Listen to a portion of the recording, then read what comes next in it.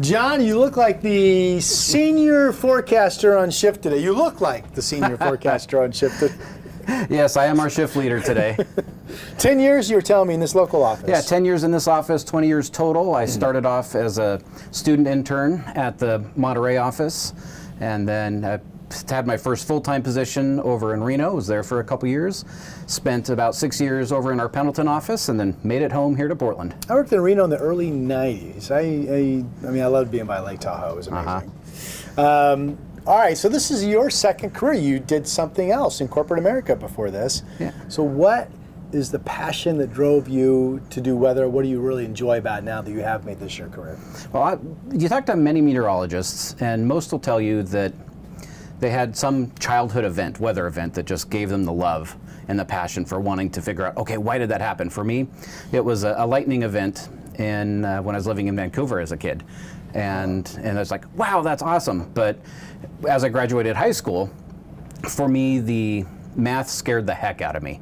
I wanted nothing to do with that. I was not that great at the math. And with this meteorology degree, is very math intensive. So again, I was really scared with that. So after 10 years of corporate life, I thought, I'm not happy anymore. I want to go pursue one of my two first childhood loves, and that was space, NASA. I wanted to work for either NASA or the National Weather Service. Wow. How would you get it? What was your grade in differential equations, John? Which time that I took it? Well, the first time. That's good. I mean, it's a true story. I am the poster child for persistence and being able to survive the math to get a meteorology degree and apply it towards forecasting. I mean, truth be told, once we have this degree and once you're doing weather forecasting, you're not really using all those equations that we had to develop so much and had to derive this and show how this comes here and so I'm the poster child. I survived the math, and I'm a meteorologist, forecaster, and love my job. So how many years, what year was your first job in weather? How many years ago? That would have been 2000, well, technically 2002, because I started working on the computer support for the meteorology department. So you're old enough to remember the old die-fax walls, printing out the charts and doing hand-drawing analysis? I've heard of them. You've heard of them. And I remember seeing that at OMSI that they had one of those die-fax printers. But no, I'm on the computer age still, fully. My first job in TV, this probably won't make the story, but my first job in TV, and I was learning from a guy that worked at the National Weather Service office in Victoria, Texas, deep South Texas. And in those days, they had a black and white printer that was about the size of this tile on the floor. It would come up so high. And I want to say it was either every 15 or every 30 minutes, it would give you a printout of the satellite picture. You know, before we had all this stuff going on. Oh, heck yeah. So right now, I'll make this a little bigger for you. Now this is the world. And now we're getting this every 5 minutes. Every 5 minutes. And there's a mode that our current generation of GOES satellites have that we could get every 1 minute for 2 narrow portions of the country. Or if they take both of those sectors and overlay them, we can get 30-second updates. That's crazy. And let me tell you, if you can find some footage of hurricane eye walls with those 1 minute updates, that is some gorgeous eye candy. Yeah. Oh, wow. That's showing us the low cloud cover we have in the valley right now, right? Right, exactly. So we got the fog running along the Columbia and centered along the Willamette, but really filling up most of the Willamette Valley. How many, question I haven't asked you, buddy. On the average year, how many forecast do you walk away? You know, it could be a day-to-day forecast. The fog didn't clear like we thought it would be, or maybe it was we really thought it would turn to snow and it didn't. How many forecasts do you say in your head, for whatever reason, the data was incorrect, or maybe we made a wrong call? How many forecasts would you say in your mind end up being off base over an entire year? Well, I'm a perfectionist. So for me, I'm always seeing every forecast, how could I have made that better? What was in the data that maybe I missed, or something that, it was 85 today instead of 82. that's me. That's not a miss. Come on, you're right there. 3 degrees for Exactly. crying out loud. But again, I'm a bit of a perfectionist, so I like to really nail it down. Generally speaking, it's very few forecasts that we miss. Isn't it? It Yeah. really is. I mean, Yeah. we've got the weather models, but we've got the vast Pacific Ocean off to our west. We don't have a whole lot of ground truth from that. We've got the very sporadic weather buoys that are out there. But other than that, we have data coming in from satellite, which has all of its own known imperfections. But let me tell you, our latest generation of satellites has totally amazing. changed our world right now. But there's a lot of folks that live east of the Rockies that's like, oh, you guys don't have severe weather. Your job's easy, because we don't typically have a whole lot of severe thunderstorms here. But Right. I will tell you, and many of them find out when they do come over here, that our job is really darn hard, because when you're east of the Rockies and such, you have all these ground stations. A lot of data points. A lot of data points going into our weather models. We don't have that out here. So a lot of times when we're looking at some strong winds on the coast, we're basically making this forecast with a lot of faith in a weather model that we know does not have a lot of real ground truth going into it.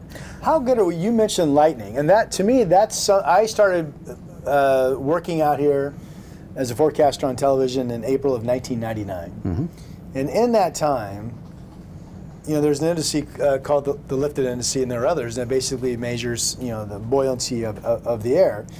But, when I first moved here, you would hardly ever see a 0-0 number, and rarely see a -4. -4 means you've got a lot of convection. You're going to see the cumulus clouds build up during the day.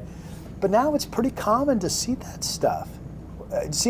Am I correct when I say that we are definitely entering a world of a higher number of unstable days than we had 20 years ago in this area? Increased lightning strikes, increased F0 tornadoes in the area as well. I don't think we're seeing necessarily a dramatic increase that could be attributed to much of that, but what we do see is better networks.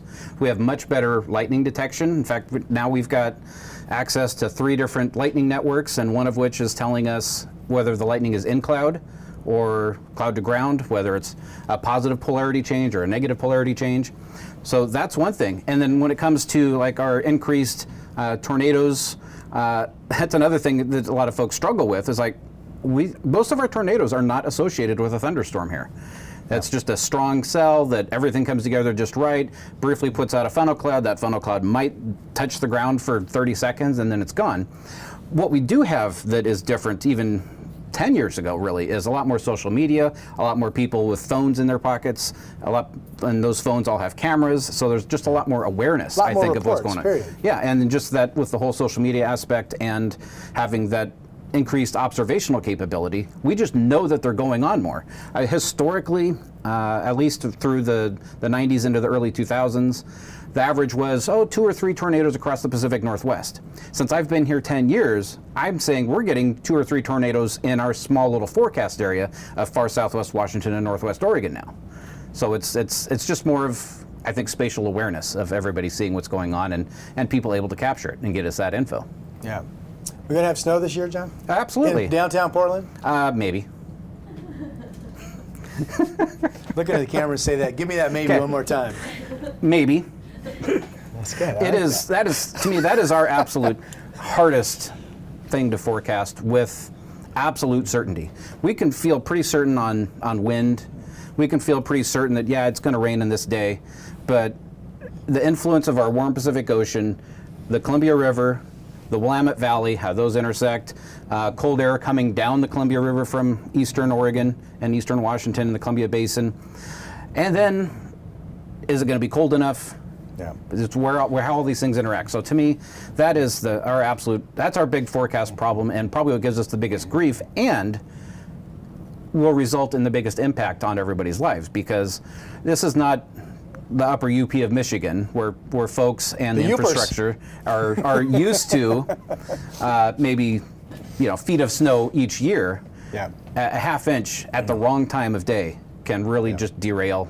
And especially if we have folks that moved here from out of the area, we don't get it often enough for them to get used to driving in it. Yeah.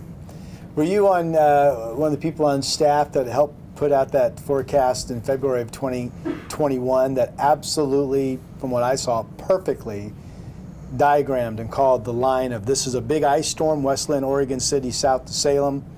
This is heavy snow up into Clark County. Were you on? I was working around for that storm? one, and oh boy, That was really well done. I had more hair before that, I'll tell you that. But you agree, right? You remember how well that forecast this office put out? Yep. For my money, was absolutely perfect. Well, thank you very much. That's very kind. And again, though, me as a perfectionist, I'm looking, what could I have done differently with that? But no, John, let absolutely. it go. It was perfect. Sorry, I work hard. I love my job, and I want to do better. But yeah, that one, it still took us a lot of effort, and there was a lot of discussion and a lot of faith of the data that we were getting to make that forecast. And even then, it still had the big impacts. At my house, we ended up with, I had to live down in Clackamas near Mount Talbot, and we had, I think, over an inch of ice. Wow. Whereas other places in the county and the area had nothing. Yeah. And there's more snow here at the office versus the ice. And so I think what most folks don't appreciate is just how subtle the weather changes can be over a very small area, very small depth of the atmosphere to make huge differences in what they ultimately see. Least favorite weather joke when you show up at a party you're tired of? Well, and I hear this at other places too, not just parties. But so I wish I could have a job where I was wrong half the time and still got paid. And I've got two comebacks for that one. Oh, give them to me. All right, Come on. So the first one is, well, if you think about it, Major League Baseball players get paid very, very well. Yes. For only hitting a ball and getting on base maybe a third of the time. Three out of 10 3 out times of they 10 hit times. the dumb ball. And if they make it on base 4 out of 10 times, oh, they're making tens of millions of dollars. Ridiculous. It is.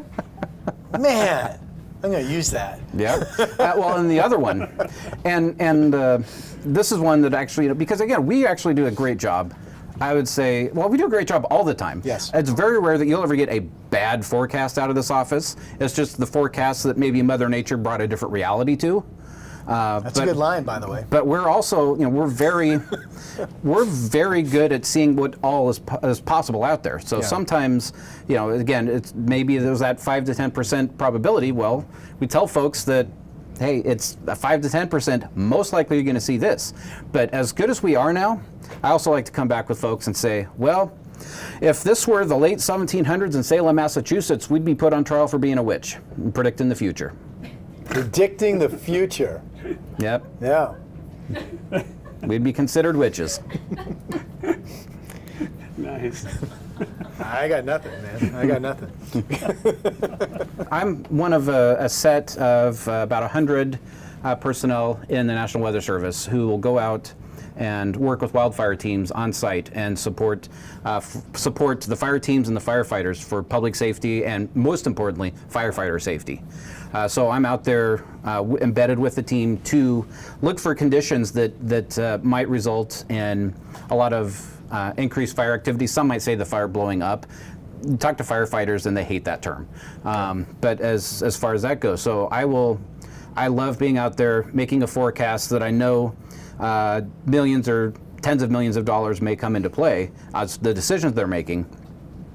But most importantly, I know that I want to go out there and see every one of those firefighters come back and look in their eyes the next morning, because I knew that they were aware of what's coming and they were prepared to deal with the onslaught that Mother Nature is bringing. Is there a number one, is a wind shift number one on your list of things you're looking at? Is there a number one on that list?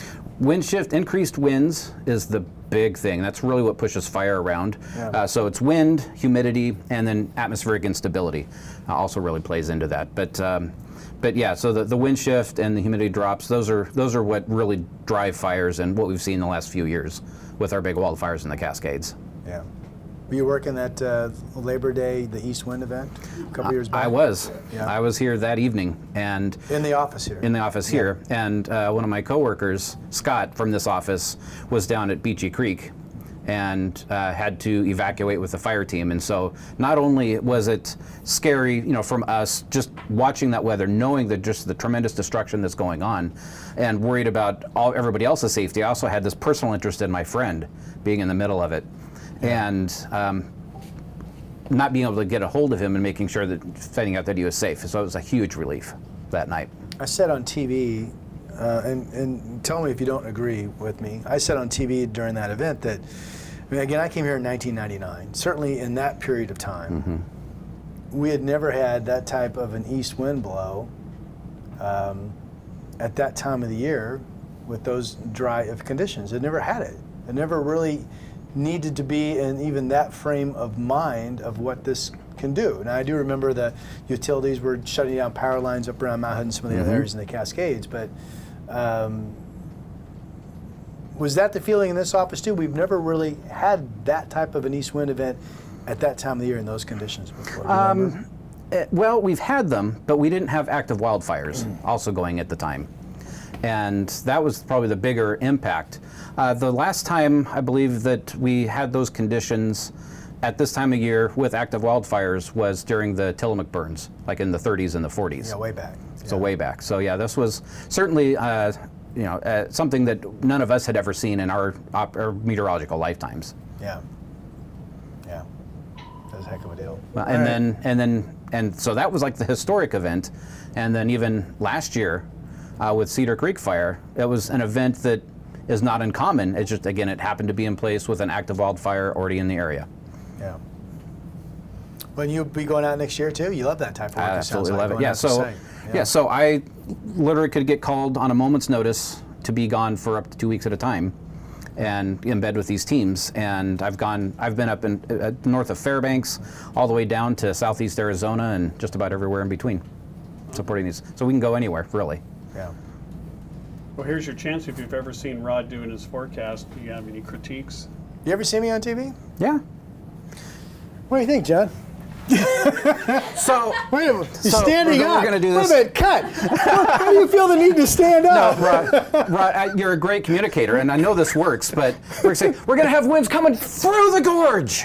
Yeah, through the gorge. That was a compliment, right? Absolutely. That was a compliment. It is.